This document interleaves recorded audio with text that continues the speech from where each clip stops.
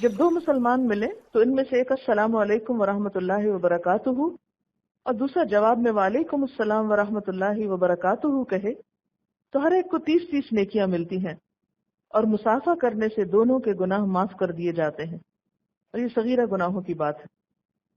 بخاری اور مسلم کی ایک اور حدیث ہے، فرشتے اس مسلمان پر تعجب کرتے ہیں جو مسلمان کے پاس سے گزرتا ہے اور اسے سلام نہیں کرتا۔ اسی طرح مصافحہ کے علاوہ معانقے کا جو حکم ہے، معانقہ کا لفظ عنق سے ہے۔ عنق کا مطلب ہوتا ہے گردن سے گردن ملانا، گلے ملنا جس کو اردو میں کہتے ہیں۔ حضرت حسن اور حضرت حسین رضی اللہ تعالی عنہما دوڑتے ہوئے آپ صلی اللہ علیہ وسلم کی طرف آئے تو آپ نے ان دونوں کو گلے کے ساتھ لگا لیا۔ یعنی بچوں سے خاص طور پر جب انسان سلام کرے، ان کو پیار کرے تو ان کو گلے سے لگائے، کیونکہ آپ صلی اللہ علیہ وسلم نے فرمایا جو کوئی اپنے بھائی یا کسی اور مسلمان سے محبت کرے تو اسے بتائے کہ وہ اس سے محبت کرتا ہے۔ تو گلے ملنا جو ہے یہ محبت کی علامت ہے، لیکن اس میں یاد رکھیے کہ گردن سے گردن ہی ملانا کافی ہے۔ آپ دیکھیے کہ سلام صرف زندہ کو نہیں، مردہ لوگوں کو بھی سلام بھیجنا چاہیے۔ اسی لیے حکم ہے کہ جب قبرستان کے پاس سے گزریں تو ان کو سلام کریں اور اس کی دعا پڑھیں، السلام علیکم یا اہل الدیار من المسلمین والمؤمنین وإنا ان شاء اللہ بکم للاحقون وإنا الی ربنا لمنقلبون۔ پھر ایک بات یاد رکھیے کہ یہ سلام اللہ کی طرف سے حکم ہے اس کا، یعنی سلام کرنا کوئی معمولی بات نہیں ہے، اس کا حکم اللہ کی طرف سے ہے۔ اور پھر اس کو تحیتاً مبارکتاً کہا۔ ایک مسلمان کی تو زندگی کی ابتدا اور انتہا اس کے ساتھ ہے، لیکن ہم سب جنت کے طلبگار تو ہیں، منتظر تو ہیں، دعوے دار تو ہیں، لیکن اگر دیکھا جائے تو چھوٹی چھوٹی باتوں میں بھی ان امور کا خیال نہیں رکھتے جو جنت کی طرف لے جانے والی، بظاہر دیکھنے میں چھوٹی نظر آتی ہیں، لیکن آپ دیکھیے کہ کس قدر مشکل ہو گئی ہیں یہی نیکیاں۔ اور اس میں عام لوگ جو ہیں بسا اوقات آر سمجھتے ہیں، یہ بھی بے حسی کو توڑنے کا ایک علاج ہے۔ سلام کرنا معاشرے کی بے حسی کو ختم کرنے کا ایک ذریعہ ہے۔ ہمارا حال یہ ہے کہ اگر کوئی ہمیں سلام کرتا ہے تو ہم بے اعتمادی کا شکار ہیں، ہم سوچتے ہیں کہ اسے سلام کیا کیوں، یعنی مسلمان سے اتنا اجنبی ہو کر رہ گیا۔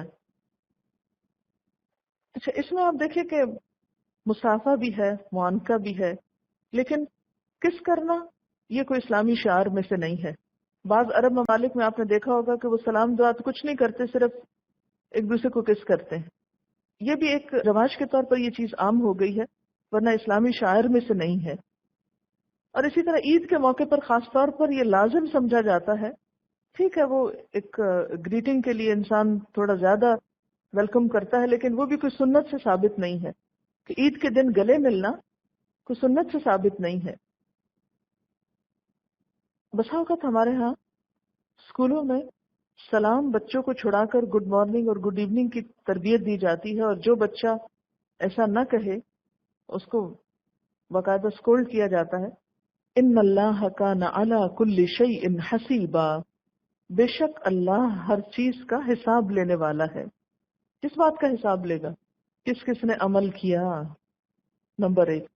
نمبر 2، زندگی میں کتنی دفعہ سلام کیا، کتنا کیا، کس نیت کے ساتھ کیا، اس پر کتنا اجر اس کے لیے لکھا جائے، کیونکہ ایک دفعہ سلام کرنے پر اگر 10 نیکیاں ہیں، دوسری دفعہ السلام علیکم ورحمۃ اللہ تک کہا تو 20 ہوئی، اور اگر کسی موقع پر وبرکاتہ تک کہا تو 30 ہوئی۔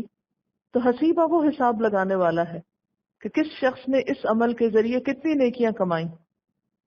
لیکن آپ دیکھیں گے کہ آپ صرف اس ایک اسلامی شاعر پر عمل کرنا شروع کریں گے تو بھی لوگ آپ پہ ہنسنے لگیں گے، اس کو کیا ہوگا، فنیٹک ہو گئے۔ کر کے تو دیکھیں، یعنی اگر کوئی کسی کو ہے اور یہ کہہ رہا ہے تو اس پر تو کوئی ہنستا نہیں ہے، جبکہ ان لفظوں کا معنی کچھ نہیں۔ لیکن اگر کوئی کسی کو دعا کرے تو یہ ہنسنے کی بات ہو گئی۔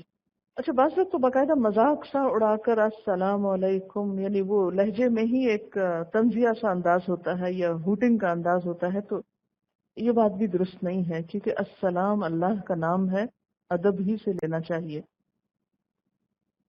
آپ دیکھیں کہ حضور صلی اللہ علیہ وسلم نے جب یہ فرمایا کہ جس کو تم پہچانتے ہو جس کو نہیں پہچانتے، اور پھر یہ حکم کہ ہر ایک کو سلام کیا جائے، تو اس میں آپ دیکھیے کہ آپ کو اپنے سرونٹس تک کو سلام میں پہل کرنا ہوگی۔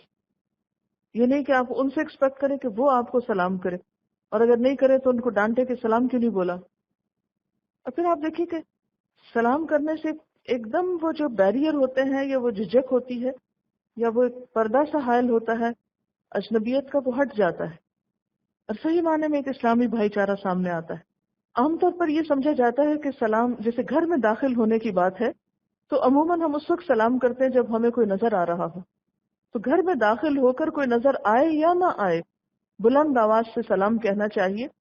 اگر تو کوئی ہوگا اور سامنے نظر نہیں آ رہا تو اس کو پتہ چل جائے گا کہ آپ گھر پہ آ چکے ہیں، اور اگر وہ ہے نہیں، کوئی بھی نہیں ہے، تو فرشتے وغیرہ یا اور مخلوق اگر کوئی ہے وہاں تو وہ جواب دے گی۔